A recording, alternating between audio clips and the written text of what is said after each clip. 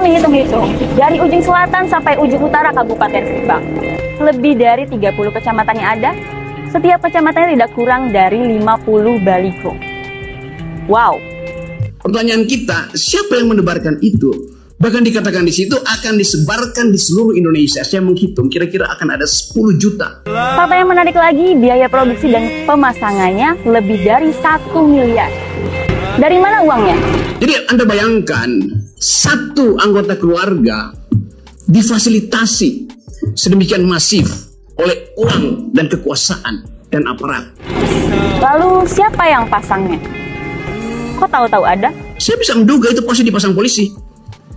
Aparatnya, mana ada PSI sebanyak itu bisa pasang satu Indonesia? Monumen akal sehat, akal sehat, monumen akal sehat. Generasi milenial Kabupaten Subang, Jawa Barat, serukan kami muak seusai baliho Kaisang Pangarep menjamur di 30 kecamatan di Kabupaten Subang, yang mana terdapat 50 baliho berukuran besar di tiap kecamatan.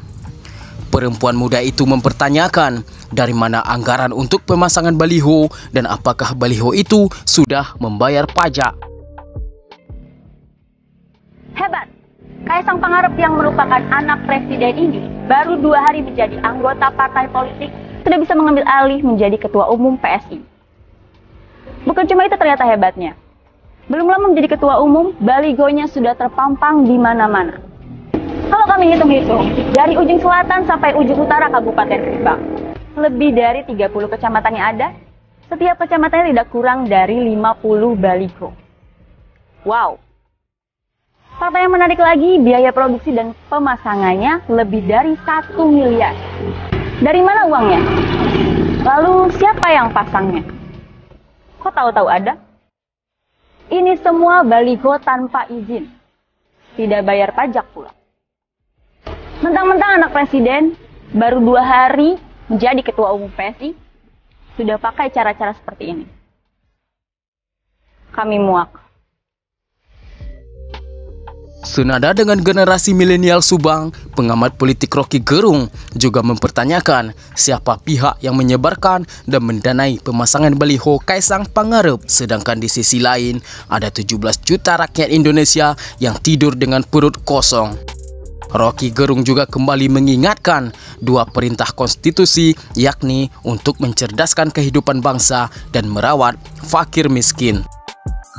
Seorang perempuan di Subang mengulas fenomena bertebarannya baliho Kaisang di desa-desa di Jawa Barat. Dan kalau kita bikin semacam praduga bersalah, pertanyaan kita, siapa yang menebarkan itu? Bahkan dikatakan di situ akan disebarkan di seluruh Indonesia. Saya menghitung kira-kira akan ada 10 juta baliho akan disebar di seluruh Indonesia. Di setiap desa. Berapa banyak desa di Indonesia? Ada berapa banyak? 400 ribu ada. Oke, 30 ribu. Berapa? 74 ribu lebih. 74 ribu lebih, satu desa ada 20 baliho. Artinya ada kurang lebih 1,5 juta baliho akan dipasang di desa-desa. Dari mana uangnya tuh? Kalau satu baliho 100 ribu. Apakah PSI punya dana sebanyak itu? Partai Solidaritas Indonesia. Di mana dia dicetak sehingga tiba-tiba dalam 2 hari udah ada 1,5 juta itu? Ya pasti dicetak di Cina mungkin yang punya mesin itu. Dan siapa yang bayar? Itu masalahnya.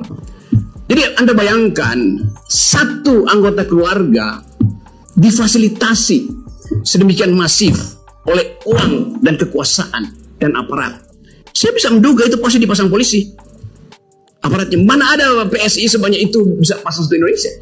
Jadi kita mulai berpikir tentang satu upaya untuk membusukkan demokrasi. Satu demi satu anak muda.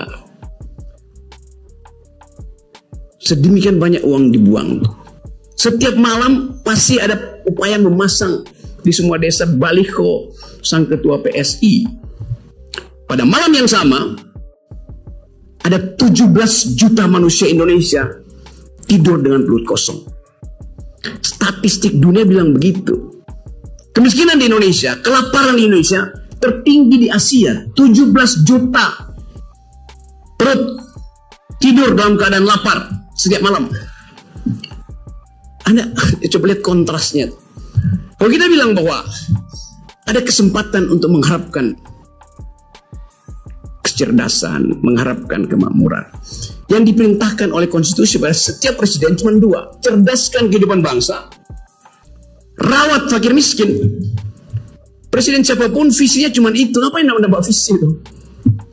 Memang cuma itu: rawat fakir miskin, cerdaskan kehidupan bangsa. 9 juta fakir miskin mau dikasih makan kongguan. IQ nasional kita sekarang tinggal 78. Cerdas di mana bangsa ini? Dengan 9 juta kelaparan per malam dan IQ 78, mau ngapain dengan bonus demografi? Dari awal kita lihat bahwa pemerintah Presiden Jokowi membatalkan ide utama dari konstitusi, yaitu cerdaskan kehidupan bangsa dan rawat fakir miskin.